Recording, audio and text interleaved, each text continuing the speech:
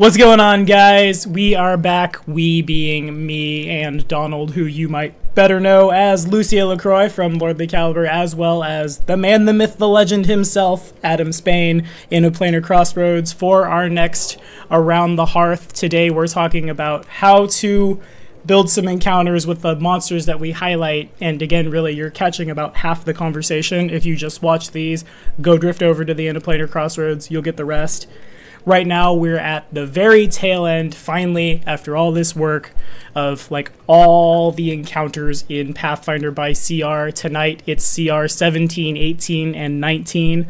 Next week, over at Adam's Place, we'll be talking about CR 20+, which is going to be hard for me to grab all the, like, my favorite big bad evil guys, I guess, and jam them into one thing, and then we'll come back over here, and we'll talk about how exactly to use those guys in the final battle. Adam, you got any announcements before we start throwing dice around? Well, our first announcement, it might be that, as a disclaimer, this is an adult podcast where sometimes adults use adult language. You have been warned. Of course, I'm not sure how accurate that is for your channel. Now, you seem to be reining yourself in, Tom. I'm trying to rein myself in on my terrible language. I will still say thanks, Dad, for the reminder, but I'm trying to get a little better, yeah. Well, the Pathfather has spoken. I will note that one of the people who commented on these videos and said thanks for like reining in the adult language is now a $1 patron on this channel, so maybe it's good to watch your mouths out there, kids. It pays. It pays. So, also, Patreon for both In a Planar Crossroads and Black Dragon Gaming is up and running, so go check those out. If you have to pick between the two, go ahead and throw it Tommy's way so he can get that one shot done with all of those people.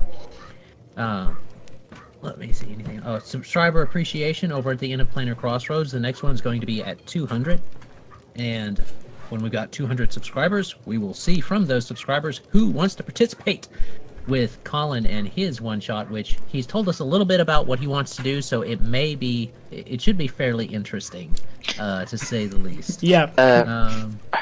To add for the one-shot, playing in Kane's one-shot, if you haven't seen all of it yet, me as a player, I had fun playing under him, so you definitely should take the advertisement and subscribe to the end of Planar Crossroads. Yeah, Kane put a lot of work into that one shot in terms of editing it, because I know I sent him subpar audio. I know I failed at my job, but it comes out really, really well. That guy is like...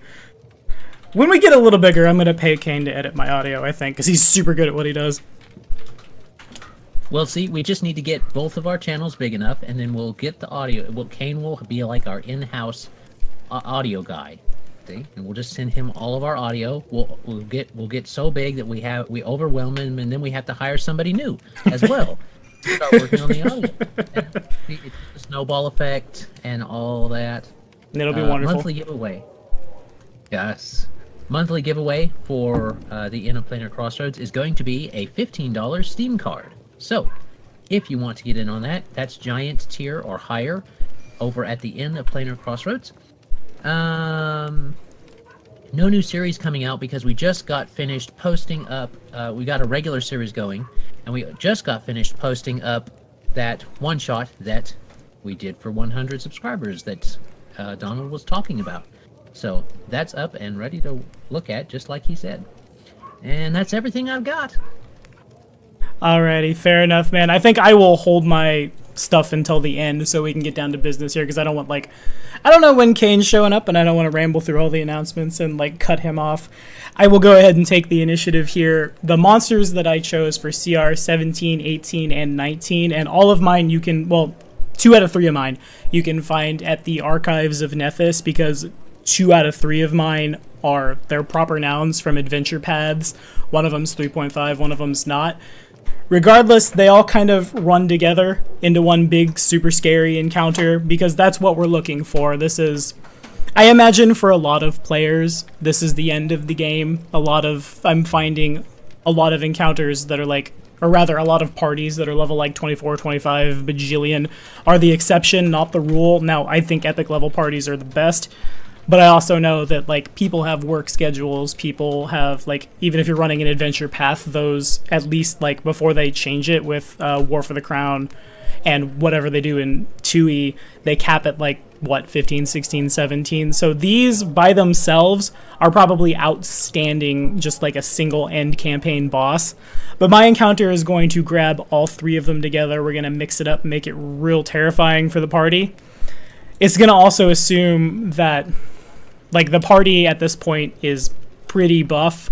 The party knows what they're doing. The party knows, like, how to build a character, how, like, your big 6 items and all of that. The first part of the encounter takes the CR-17 monster, who I've had a lot of fun homebrewing when I used it, the Dancing Hut of Baba Yaga. Again, it's from Reign of Winter, and I won't actually just flat out spoil to you guys what it does and what, like, Baba Yaga herself can do. But the encounter starts. Essentially, the party comes upon, and whether or not the house has its chicken legs where we all can see them, that's an entirely different question that you can answer as a GM. But the party comes upon this strange cottage out in the middle of a snowy forest somewhere, and, well, what do? They go in and ransack the place, right? They go in, you enter the room, and it's just filled to the brim with all this magical shenaniganery. I know that's not a word, but you get the idea. Wall to wall, the place is obviously some kind of magical demiplane because the walls are much bigger than they should be after you've stepped into this cottage. And it's whenever the whole party gets in there, and if it takes a minute, if it's like if somebody is reluctant, the Dancing Hut can just grab them with its chicken legs and stuff it in its mouth, aka shove them in the front door. But once that happens, the thing just takes off, it teleports away, it flies away, however you want to do it. Just get the party really far away from wherever it is they're comfortable. Now, they might be trying to break out of stuff, they might be trying to escape, they might even succeed at that. That's okay, because the other 2 monsters in the encounter are, despite how one of them reads, is probably, like, just as powerful. It, like, inside of where you expect to see them and where you actually find them, like, in terms of magic and stuff. My CR-18 monster is a monster that I've had the pleasure to use over the course of my GMing time. It's a wonderful little thing from Bestiary 6 known as the Bone Ship. And technically, it's just a boat. It's not even, it's size category colossal, but it's just like a 30-foot boat. It's like a caravel or something. But who's to say that someone didn't cast fly on it, or airwalk, or graft some legs onto it? It's like, you can do whatever it is you want with this thing. You have it show up. It can manifest cannons anywhere on it that, like, it needs to. Again, I talked about this on IOPC, but I had a player who got it into his head that they were going to swim under the bone ship once they figured out it was a sentient undead and started attacking it from underwater. Well, I just spawned the cannon in their face and Vital Strike for a lot of damage. And there was definitely a big, like, moment when I was just, okay, so the ship forms the cannon right where you are, rolling to hit your touch, throw the dice at the table. The thing is stupid powerful, and what we do is the Dancing Hut, once it gets them where they're going, this is, I guess, at the behest of Baba Yaga, it just kind of turns sideways and dumps them out, the party, onto this battlefield. Maybe the bone ships are flying, shooting down, maybe they're in the water, maybe both. It's up to you. But that's what the party finds themselves in. Now, the catch here, well, not the catch, I guess, but the fun bit for this, because although we're trying to kill the party, we're not trying to kill them, is they should probably come out of the Dancing Hut with a lot of really fancy magical stuff because of who it belongs to and what's in there. Again, I'm not going to spoil Reign of Winter, because Reign of Winter is a wonderful AP, but it stands to reason that they could come out with anything from, like, Baba Yaga's flying broomstick, or her, like, the cauldron, rather, that she uses to make all her potions and stuff. And they have these things they can use, and they're trying to figure out what they all work, and, oh, we're getting shot at, and suddenly there's this huge battlefield where we've been dumped out in, and all these guys are fighting all these weird skeleton ships. The party's paladin, his spider senses are tingling, and so is his detect evil, and he's off on his, probably at this point, flying mount, stabbing down at people with his lance and stuff. And it's around the time that, I'm not entirely sure how you bring this guy in. Again, at this point in the, like, the grand scheme of a Pathfinder game. It's kind of on you how you want to do it. But my CR19 monster is one of the Ozzy from, what is the name of that adventure path? Legacy of Fire, I believe. Yeah. And it's in particular the Ozzy Zahak that was created, like, combination of the Lord of all Div, Ahriman, and the Lord of Evil Dragons, Dahak, makes this described as like the darkest of the deepest abyss come to terrifying life, this gigantic dragon serpent moves with deadly silence. 2 rock-crushing forelimbs extend from its serpentine body, and shadowy wings eclipse all in its path. It's super metal, and what I like about it the most is, in addition to the fact that it has stuff like invisibility, freedom of movement, which isn't... It's strong in and of the fact that, like, you can't hold monster this thing, you can't do any of that crazy stuff, but it also, like, eventually there will be a min-maxing for fun and profit when I have time where we figure out how to grapple in Pathfinder, but you can't grapple the dude, he's just gonna whoop right out. We've also got a breath weapon, we've also got control weather, which is one of the stronger spells in Pathfinder because it's one of the control spells, and that's, like, in and of itself, there's no DC, you can make it do whatever you want. He's got pretty much all the feats you want him to have. Again, at this point, you can, like, you know what feats are good against your party, and you know how to build against them. If you've GM'd from the beginning of the campaign to now at CR 17, 18, 19, you know what you need to do. But also, and I was actually just talking about this with Donald before we started this, it's okay also if the party is really buffed or min-maxed to, like, make sure your boss monster has the big 6 as well. Make sure he's got that cloak of resistance, that belt of blah blah blah, that all of his books are red, the ring of protection, the amulet of natural armor. You guys know the drill. Make them real strong, because otherwise the party can just murk them. Of course, like, as this big dragon has come down on people, unleashing noxious flame and poison breath weapons on people, these bone ships, which kind of serve as, like, the ads in a boss fight, I'll say, because, well, it depends on how easy the party can dispatch undead. If you have a lot of paladins and clerics and stuff, these guys aren't much. But if there's a lot of people who can't deal with flying gunslingers, essentially, then they're real strong. But we're going to assume you know what you're doing, and these guys are just firing against the party's touch, harassing the spellcasters, all this, while the, what is his name, Zahak, is tearing through the party. If the party has friends that have somehow showed up to help them, we kill their friends, and when a humanoid creature is slain by Zahak, 1d4 rounds later, there's a ghoul, which is under Zahak's command, and now suddenly you have to deal with ghouls, which are still, like, those are threatening in high numbers, no matter what CR you are. It's kind of like shadows. It's even an orc at CR 17, 18, 19. If he's getting those crits in, he's gonna hurt. This is, again, this is probably the boss fight, Zahak, with these bone ships to back him up, and the dancing hut to... The worst case scenario, the dancing hut can come in and kick people in the face while this is all going on if you really need that extra body. Next week, we'll talk a little more about how to, like, build a boss fight, per se. This might be the one that, like, this might be the last fight in a given campaign. If it's not, when this is over, you definitely, like, get creative, I will say, once, especially if the dancing hut of Baba Yaga is destroyed. There should be a lot of super sweet magic stuff in there. Also, Zahak is in Tommy's games, we call them proper nouns. That is to say, like, he's an important NPC, and this one's trying to kill you. When we look in bestiary entries, we see, like, treasure, double standard, treasure, triple, get creative. Give them some, like, Persian-themed or Mesopotamian-themed magic stuff they can find. Even, like, if you've got a party who likes to tinker with magic stuff, that's actually, like, the treasure of having one of the alchemists I had for, like, 2 sessions, is whenever he'd kill something, he'd start cutting it apart. And if they decide to do that with the bone ship, give them some cannons. Make sure you reward them, especially if this is at the end, because it's the end. But if it's not at the end, they're going to need it for the next fight. Anywho, I've rambled enough. Did Kane show up between here and there, or is it just the 2 of us? Nope. No Kane? Just us 2. Alrighty, so I'm going to roll this d8 that I use for Necross on Tuesdays. If it is an evens, it is Donald. If it is an odds, it is Adam, and I roll a 2. Donald, you have the floor, man. Okay, so the 3 monsters I'd be covering, I had used them in one way or another in a current campaign I've been GMing for a long time now. The Little Zoo Demon, the which is my CR17, a Vivacia Demon, which is CR18, and the Animite Golem.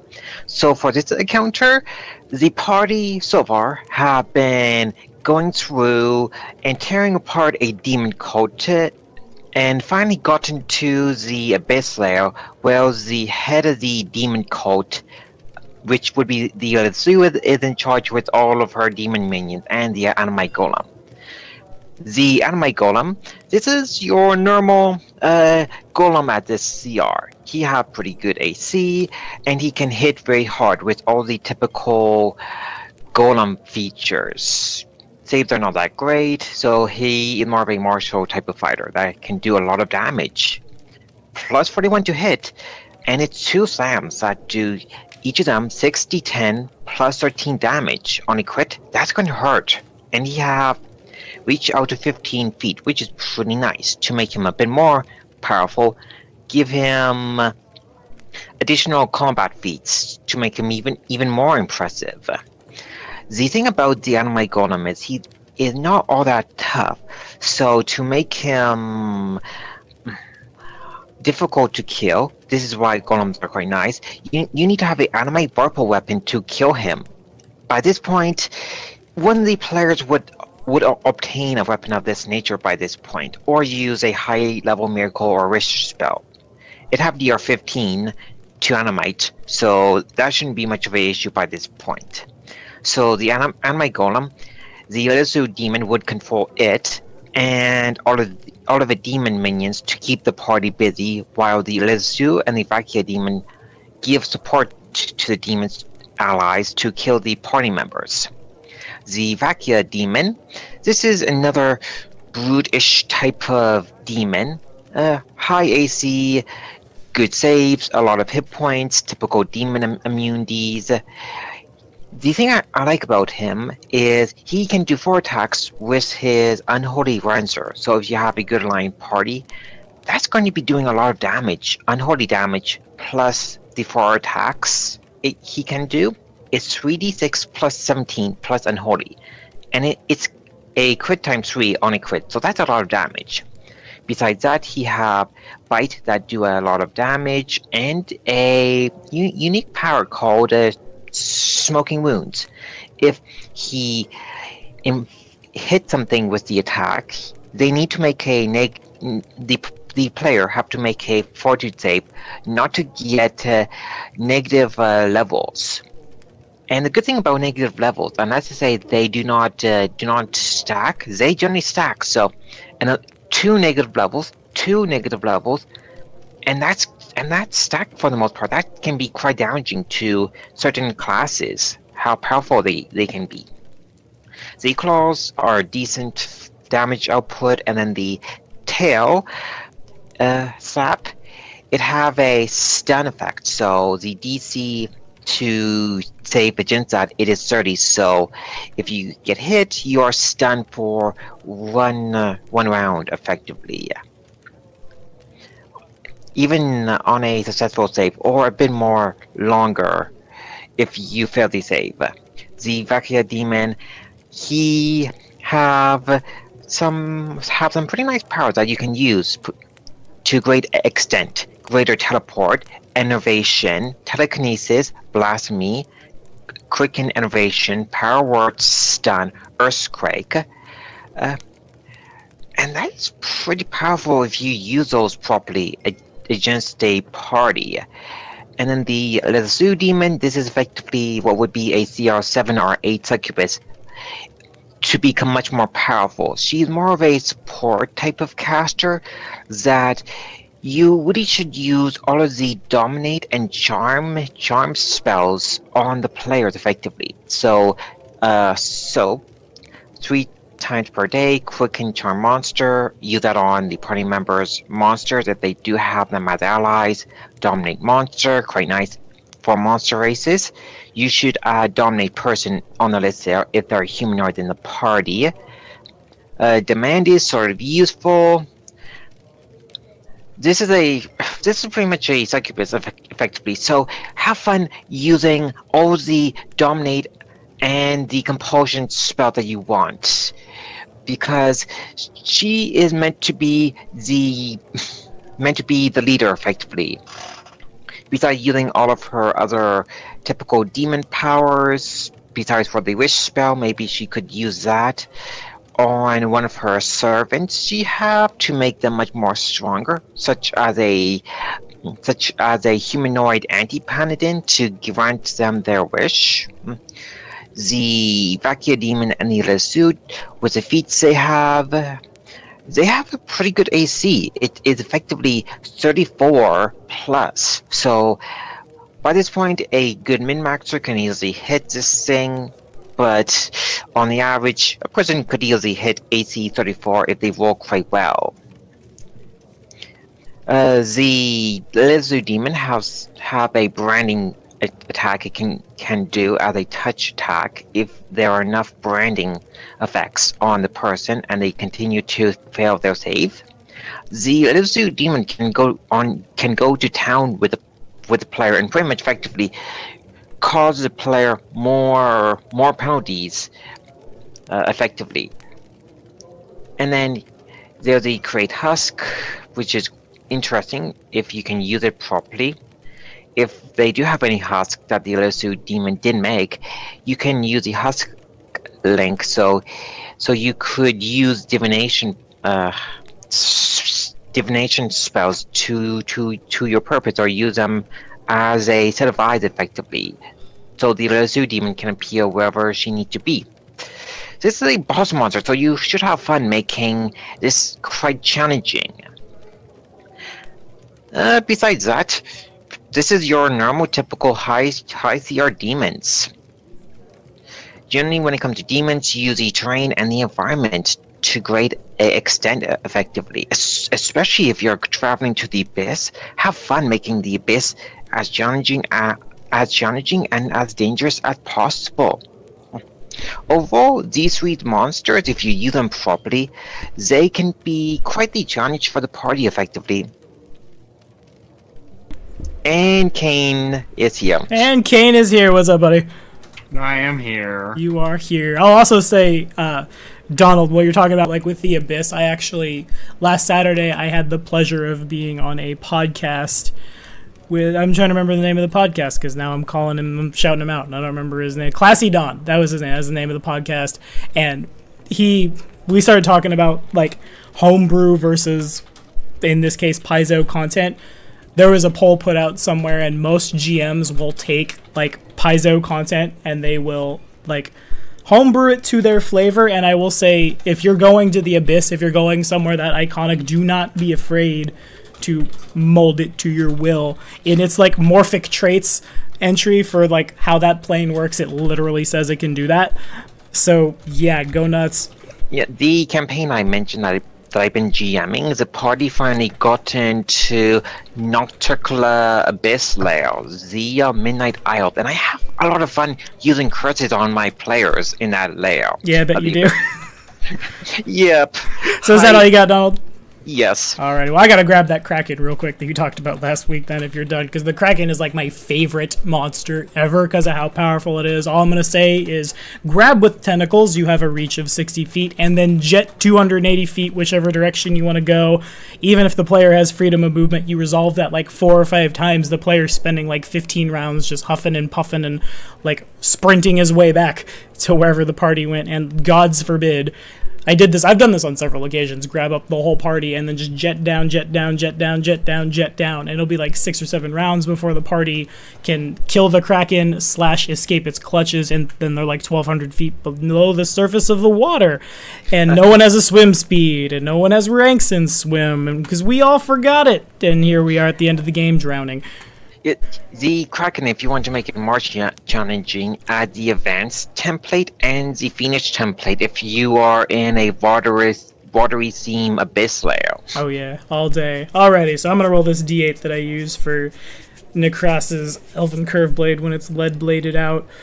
Evens is Kane, odds is Adam. I've rolled a 5. Adam, you have the floor. Alright, so my first one, as we run through these fairly quickly, is going to be the Rune Giant. So last time we talked about how the Rune Giant, among the giants in Pathfinder, the Rune Giant is one of the ones that is going to be probably used the most sparingly. It is the second strongest by CR of the giants. There's only one giant above it that I know of, and that is the one that I think was highlighted last week by, not one, but two. There's the Fire Giant Queen that you can find on... I didn't see it on the PFSRD, but there's the Fire Giant Queen, and then there's the one... There it is, the Fire Giant King. Which are both unique monsters to my understanding. So, there is that for them, but the Rune Giant is that black giant that you see on some of the artwork for Pathfinder with the red runes in his skin. And he's kind of the boogeyman of the giants. They're rare. They're not supposed to be around very much. And they are able to dominate other giants, which is why they're so hated. No, other giants do not like them, and they don't like to even be around them. If you've seen an Oni mask, they kind of have those tusks that an Oni mask might have. A characteristic Oni mask from Japan. And how I would use them is maybe one's been asleep for a long time. Maybe in your world they sleep for long periods until they finally awake. And let's take my homebrew for example. In my homebrew there's a place called the Wildlands, where, or some people call it the Giant Lands, and that's where most of the giants are. If it's a giant subtype, it's found in that area. In addition to other places, and they can airwalk. So you have this giant, this gargantuan humanoid that is the boogeyman of all giants that wakes up, and he decides, or she decides, whatever you want your Rune Giant to be, that he wants to wake up his brothers and sisters that have fallen asleep after the Great Giant War, and once again dominate the continent of whatever. So he decides, you know what, I want to start waking some people up.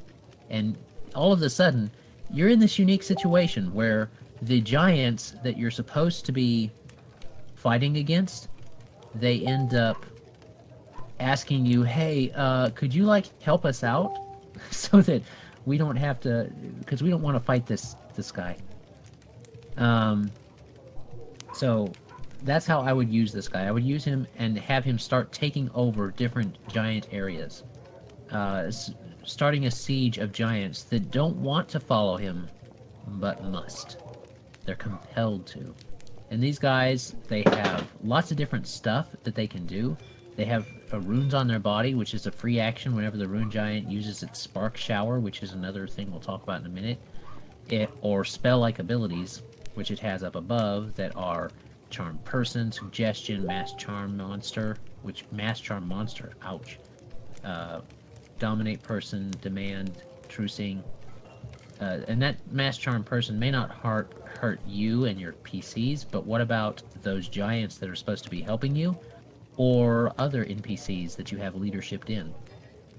So, all creatures within 10 feet of the giant must make a DC 24 fort save or be blinded for a round. Now, this is a free action. And the saving throw's charisma based. And his charisma is only 18, which means if this is a leader of the giants that's wanting to wake up his other Rune Giant brethren, who's to say his big ol' headband he's got on, his crown, isn't a improver of his, isn't a headband of charisma for some reason or some type of idea.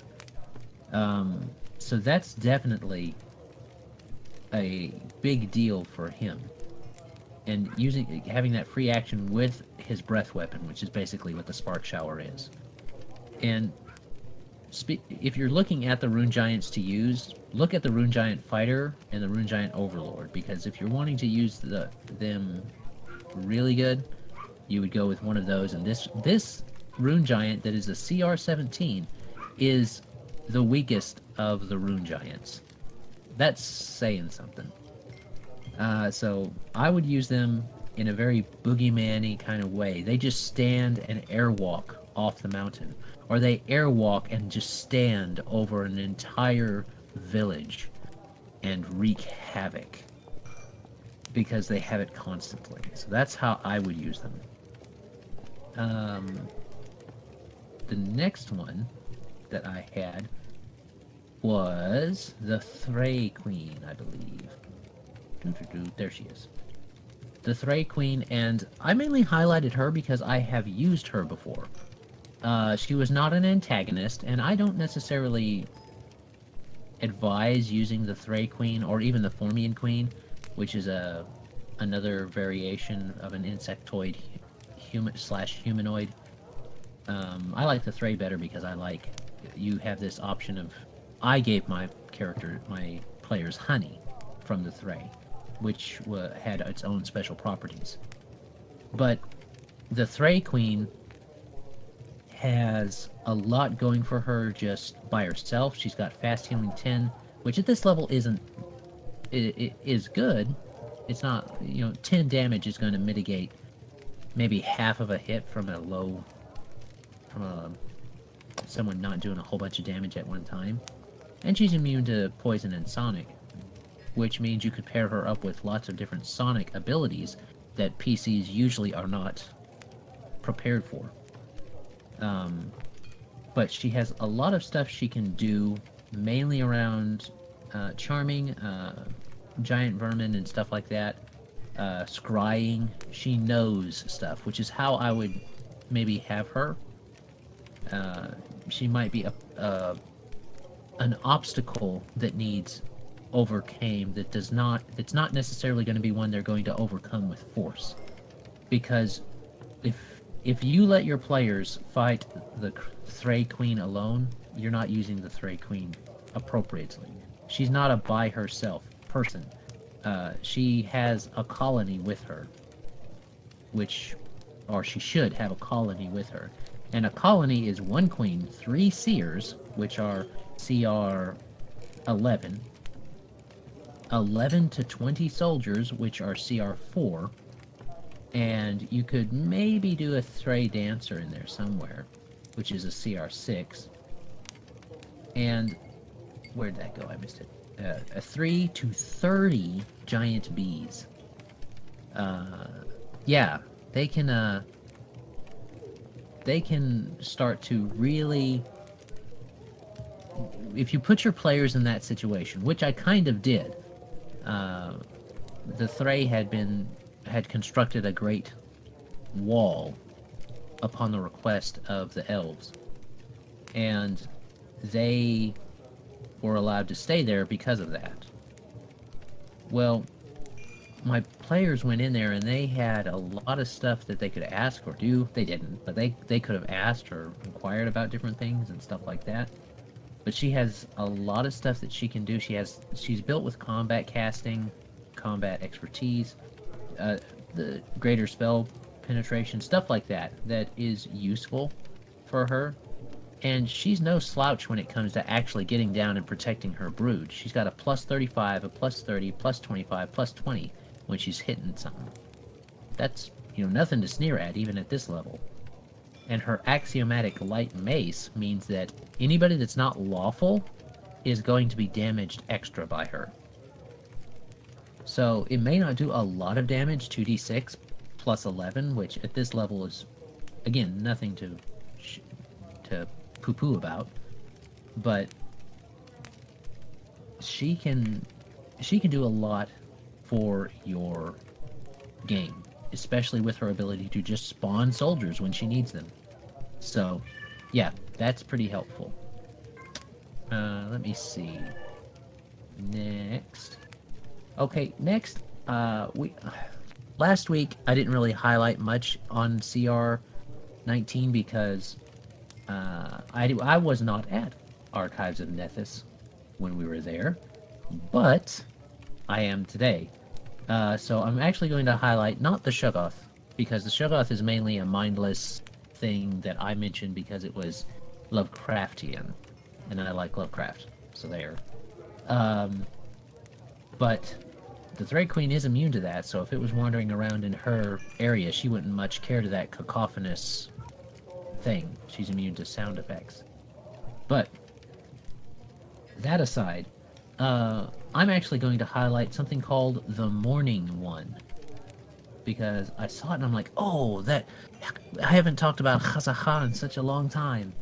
I'm going to talk about him today because the Morning One seems to fit the backstory real well of what I sent Tommy for Khazaha, or at least kind of. Maybe not this particular monster, but it reminded me of it. So it's a unique black-blooded sea serpent. This colossal serpent's skin is like that of a decayed, bruised corpse. Cankers rupture from its flesh, and a terrible, sickening flow of black blood oozes from each break and sore. So, this thing is ugly looking, and it is actually an aberration, not an undead. So that might throw somebody off that's just going to look at it for, for some reason, trying to figure it out like a paladin. It is evil, so it's still going to take the damage, and it's an aberration, so it's still going to take the damage. But, if someone's focusing in on that, it has an ability, an aura called Blood Rain of 30 feet, which is 9 cold damage, and we'll probably talk about that in just a minute. But its AC is 29, so it's not that hard to hit. Its touch is 5, which means any touch spell or something like that's going to hit it for sure. But its HP pool is nice. Real nice. It's 25d10 plus 250. It can have, because I max out hit points, it can have 500 hit points. I like that. But it has a special ability called Elusive, which we'll touch on in a moment. It's immune to ability drain, cold, energy drain, and poison. So you're not going to be able to drain its energy in that sense. But it can resist fire 30, which is alright. You're going to be doing quite a bit more damage than that on a regular old fireball now. But it's going to knock 30 of that damage out, so it'd be nice if it had an electricity resistance or something like that. That might be something you would add homebrew, because that would cover 3 of the main damage types. 20 foot regular speed and a swim speed of 60. Its bite is a plus 38 to hit, which is nice. It's 66 plus 17, so it's not a huge amount, but it's got a 1d6 cold and grab along with that. And its tail slap, which is a plus 33, also has a 1d6 cold and grab. Now this is a colossal. It's not gargantuan. It is colossal. So if I remember right, I think colossal is longer. It's colossal long, not colossal tall. So that makes a big difference when you're talking about controlling the battlefield. It may not have the height of a colossal creature, but if it's colossal long, that's a lot of space that it's going to be able to control. It's got a breath weapon, 30-foot cone, 66 cold damage. Cold damage is not going to be not something you always think about when you go down into the temperate Underdark, which is where this thing is found. So that can be a thing that might offset your party's builds a little bit. You might be able to challenge them a bit more, and it would still fit well within their area of expertise as far as being able to hit. But the breath weapon, 66 cold, reflex 31 for half. That's no slouch of a DC for those that are not spec'd into DC, into reflex. Usable every 1d4 rounds, and that's normal. Capsize is one of its special attacks. Constrict for those that are already grabbed, which it's either its tail or its bite can do. And swallow whole for Kane and any character he gets he makes. If you have Kane in your party. Stop. No. Go away, cut that shit out. So 48 plus 18 bludgeoning damage on the swallow whole. AC 21, which is not bad on an internal AC, which with 38 HP. Its feat is critical focus. I'm trying to see if it has combat reflexes. It could use it. It doesn't seem to have combat reflexes, so I would give it combat reflexes so it can control the battlefield a bit better. It could at least get a couple more of its AOOs in. But that's what I would do with that. Lightning reflexes, power attack. Sickening critical, which it does have a expanded crit range on both its on its bite, which might come into play. Skills are escape artist +5, perception +9, stealth +19, and swim +25. Its int is only 2. It is an animal. It is a very violent animal. It's an animal that is mean enough to be considered chaotic evil, which is uncommon when you go talking about just straight up monsters. But it is an aberration, so that's kind of a requirement there. It is amphibious by nature, so you can have it in and out of the water. I would definitely prefer it to be in the water because you can grab at least 2 people and swim down in the same way you could with the Kraken. Its blood rain ability is black. It's a black-blooded creature that kind of leaks and spurts and bursts from its body, and its blood is a freezing black blood. And any creature within 15 feet of the black-blooded creature takes an amount of cold damage equal to the black-blooded creature's constitution modifier. So what that means, this creature's con mod is 29, and it actually has blood rain. I believe that what you're seeing on the entry on Archives of Nethys is something that is just copy and pasted from another creature, but it has black-blooded.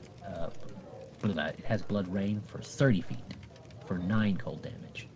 So if you're within 30 feet of it, you're getting splattered with this blood as it thrashes around. This black blood that it thrashes around, and you're constantly getting hit with it, and it's constantly doing cold damage to you. So, and again, you're in the Underdark. Cold is not usually a thing you have to worry about, but it might be now. Elusive, as far as an ability, it is basically a get out of encounter free thing. I'm reading from it functions the same as a regular sea serpents. So sea serpents have long been the stuff of maritime legends, but despite countless attempts to hunt them, they are rarely encountered unless they wish it. As a full round action, while in water, a sea serpent can move up to its speed without leaving any trace of its passing, just like without a trace, a pass without a trace, and it basically gets a +40 circumstance bonus to its stealth check. In addition, except when in combat, a sea serpent is considered to be under the effects of non-detection spell. Both of these spell effects are at caster level 20th and cannot be dispelled. That's problematic for a group that's been tasked to hunt it. So even if a group is looking for it, that might not be something that is doable. Last thing it's got is Tainted Life. The blood of a black-blooded creature, which this is antithetical to all life and consumes all but the heartiest of hosts. Any creature with the black-blooded template, which is a template that you can get stuck on you, Must succeed a DC 15 Fortitude save every day, or take 1d4 points of Constitution damage. So, that Blood Rain is likely something that's supposed to poison you. I don't have the original stat block, but I would think that it is something you have to save against each time you get hit with it, with the black blood. So, that is that one. I really liked that creature when I saw it, just because of how flavorful it was, because it lives in the Darklands. Just a little excerpt from it is: the oldest Darkland sages speak in hushed tones of a creature called the Morning One. A thing created, they say, in the land of Blackblood, one of Orv's vast, terrible vaults. The Morning One only recently escaped its Darkland prison, winding its way through the perilous tunnels of Orv up to Sakamina, and now dwells in Lake Netheran, the Dying Sea. And that probably tells Tommy why I thought of Hazaha when I read this one. So that's my highlight. It does tell me exactly why you thought of Kazaha, and like the spot is open. This is probably the point where I put in the hashtag bring back Kazaha. But actually, Black Blood is, I don't know a whole lot about it. I know the place where I inserted Necros for Rise of the Rune Lords is supposed to be like a Black Blood nexus, but I just kind of like, that's a verdant place in the Wasteland. Okay, Druids, woo! But you find the black-blooded stuff. It's hidden in it's an Oracle archetype is where we see exactly what it does. This is also a Blood Rager bloodline as well that a lot of people are pretty excited about. What it says is any creature that comes into contact with black blood takes 1d6 points of cold damage, and if they're immersed, it's 10d6. A pint of it can be used as unholy water. A spellcaster who consumes a dose of black blood casts all necromantic spells, pay attention Lucia, at +1 caster level for the next 10 minutes at the cost of 3d6 points of cold damage and 1 point of con damage. Normally it becomes inert in an hour. Gentle Repose can fix that. And yeah, that's what it does. It's super sweet. It's also like, it's Cthulhu flavored without being Cthulhu flavored, which makes it all the better. Anyway, it is 7:59. So, Kane, now that you're with us, take us home, buddy. Oh. Okay, so I guess we'll start at the beginning, and that'll be with the Wendigo, which I talked about the other week.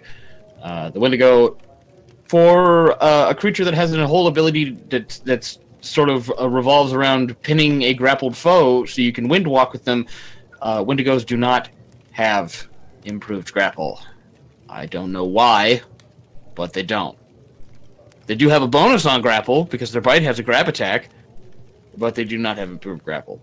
So I would suggest altering their stat block to give them improved grab, or perhaps even greater grapple, so that they can grab as a move action instead of a standard. But, like I did mention super briefly last week, Wendigos aren't direct combatants. They're not going to wait in a field for your party to set up and fight you head on like, I don't know, your favorite anime. But they will follow your party for days or weeks or months. They talk in the ecology about using them to set up foreshadowing levels and levels and levels and levels way beyond before you would ever actually run into them to confront them. Because when they do confront you, it'll be after a week of forcing you to... This will most likely occur in the winter. I can't really imagine you fighting a Wendigo any time that isn't in the winter, unless you used one of the variants, where it uses control weather to force you to travel through blizzards or frigid, racking cold for days on end. And then when you take shelter at night, it comes in and nightmares you. So you lose all your spells. It does whatever else Nightmare does. I'll look at it right now. I don't know. I didn't have it open already. Nightmare makes you don't get the benefits of restful sleep. You lose all the spells. Like, if you're a prepared caster or whatever kind of caster, you don't regain your spells. You don't regain hit points. You just kind of like... It's kind of like a lose your turn card. It's what happened to Xandu. It's half of what happened to Xandu when I was great old wanting him. Mm-hmm. It doesn't Well, it's really bad for casters. It doesn't really do anything as bad to marshals.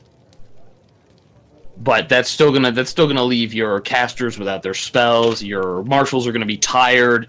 Your barbarians aren't gonna be able to rage because they're gonna be fatigued. It's not a good time. So after days or weeks of being harassed by this thing, you're weak, you're exhausted, you're not in the best shape you've ever been in.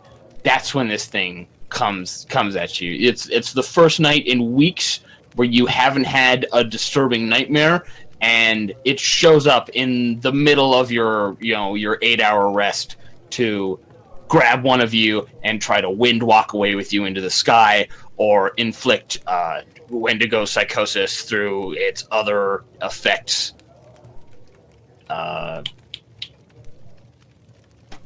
There's another thing that does it, and I can't think of it. I'm looking at the stat block, and I can't see it!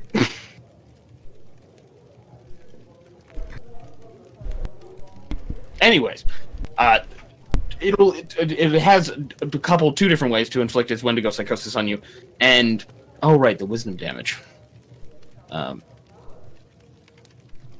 If it deals enough wisdom damage to you, or I think charisma damage, I think maybe this stat block has a typo in it.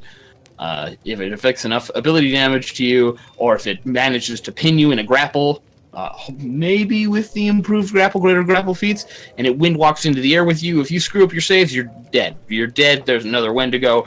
Maybe that Wendigo comes back to screw up the party again.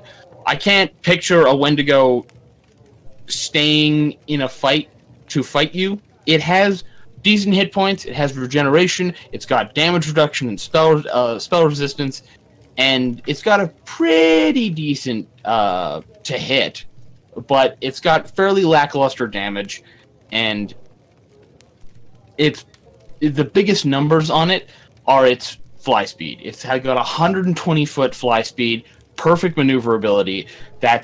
Even if it's just double moving away from you, that's a 240-foot move every round. You're not going to catch it unless you have something that makes you run or fly real damn fast. So it's gonna come in, it's gonna haunt you, it's gonna force you to walk through the snow and the cold, or the blizzards or the hurricane force winds if it's late winter, because I think that's how control weather works. And then it's gonna snake one of you, and it's gonna leave. And then the next time it comes back, there might be two of them. And that's the Wendigo. And last week I didn't have an 18. I wasn't super interested by the CR 18 monsters, so I'm just going to move on to my 19, which is the Humbaba. The Humbaba is listed exclusively as a solitary monster, and by all rights, I think it should really be a unique monster. This shouldn't be something that you run into more than once. It is a colossal monstrous humanoid. It looks kind of like a leonine Agathian. It's a big human-ish looking dude with 2 legs, 2 arms, a face, with a leonine head and vaguely leonine hands. At least how they're described in Pathfinder. They wear heavy armor and they carry a big longsword. And Colossal is as big as it gets, unless you get into the dirtily rules territory of Colossal Plus and Colossal Plus Plus. The Humbaba is as big as it gets. They are 64 plus feet tall. Immeasurably large by comparison to your average PC.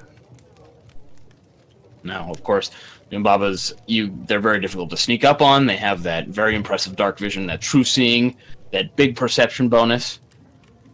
They have decent AC for their CR, not super impressive, but it might, stop some hits from your 3/4 base attack bonus characters.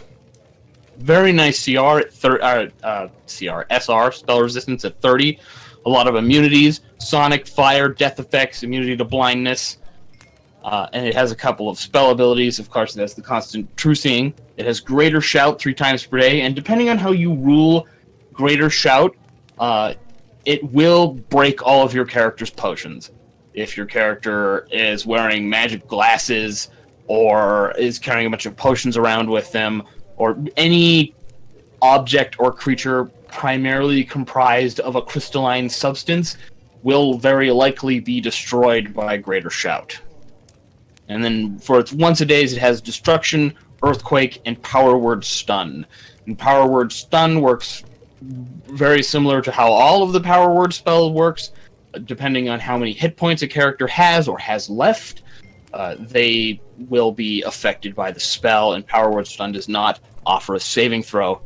So if you want to use it real quick, you can probably snake it off right at the beginning of combat. Power Word Stun on the caster, who more than likely has less than 150 hit points, and that is 1d4 rounds of stun.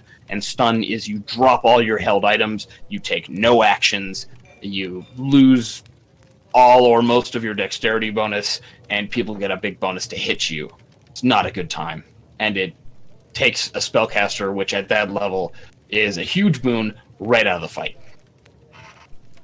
They do have improved critical on their longsword. They do not have combat reflexes, which they could benefit from, but I think in the spirit of this monster, they're supposed to be a really big, slow, sort of clunky slugger. They have a lot of the same feats that show up in the Gug stat block, which is a monster I talked about a couple weeks ago. They do not have improved Awesome Blow, which makes sense because you're never going to fight more than one of them at a time. So they're not going to volleyball you around. The critical focus on their longsword, they have critical focus and improved critical. That either has to be a typo or it's redundant. Or no, one's for confirmation rules. Never mind, shut my mouth. The improved critical gives it a 17 to 20. That is a 20% crit chance, which is not bad at all, which funnels into its staggering critical, which does exactly what you think it does. You confirm a crit, you stagger someone. Power attack, intimidating prowess. The intimidating prowess, I find an interesting choice because it has a plus 45 to intimidate, but it doesn't have dazzling display. So you're only going to be able to tag one person around with your intent. You'd be better off just whacking them with your sword.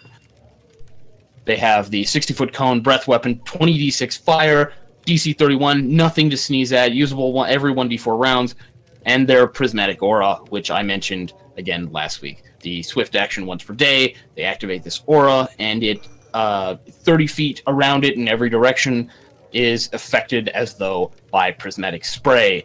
And this happens once every round for 7 rounds. And the DC is based on its charisma. That puts it at a DC 26. Not insurmountable, but some of your marshals or your weak will save characters might get tagged by it for the full effect a couple times, which, if you've ever had to deal with a prismatic spell, is a bad time. Pretty much no part of a prismatic spell you want to be a part of, but there's a couple colors you really, really don't want to be a part of. On top of that, it has fast healing 10, a lot of hit points at 341, and some very decent saves. It's not going to be taken in by most of your enchantment spells at a will save of plus 22. I think it's a fairly balanced, just big, meaty combat monster to throw at your party of, level 16, level 17 characters that'll... it'll keep them busy for a couple rounds if he's not taken by surprise. And 8 is you are struck by 2 colors at once. So you're in the plane of Earth and also petrified. Yeah, just not a good time. I have a story. In one session, me and the party, we had to go up against like 3 beholders. We had a terrible time, but we did manage to kill the creature. Beholders and all their raids is something that you don't want to go up against, especially dealing with 3 at the same time. Oh yeah, they're a cult classic for a reason. Yeah, I can certainly imagine. Anyway, we are over time. I can tell we're over time because the ambient background noise has just switched from tavern to forest, and now there's strange will-o-wisps flying all over your screen. So real quick before we sign off, as I'm sure you guys all know, our Pathfinder 2nd Edition Doomsday Dawn playthrough giveaway is live right now. Black Dragon Gaming's Patreon is at $97 a month, so we're like 2/3 of the way there. Just a little bit more of a push between here and the 2nd of July, and I'll run you and 5 of your fellow subscribers through the first ever published bit of anything for Pathfinder 2nd Edition, which I'm super stoked for. Pretty much as soon as I'm done here, I'm going to go record my reflections on the Alchemist, who looks pretty much like basically the same thing, and the same thing was great, so I love it. Also, this hasn't gone live on the channel yet, but this will go live on Sunday, long after Wednesday. It's been a little while, it's way behind, but our next giveaway, which is happening as the first one is resolving still, that still blows my mind, is live.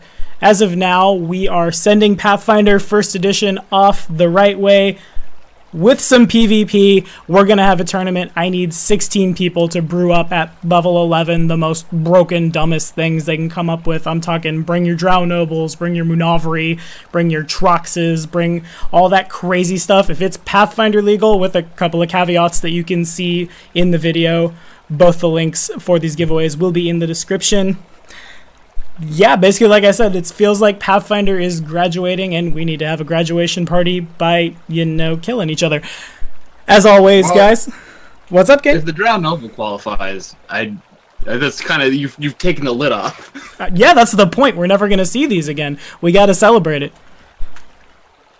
That's how I feel. Anyway, I digress. As always, be sure to like and subscribe to both the Inn of Planar Crossroads and Black Dragon Gaming for more content. We'll see you next time. Say bye, guys. Bye. Bye. Bye.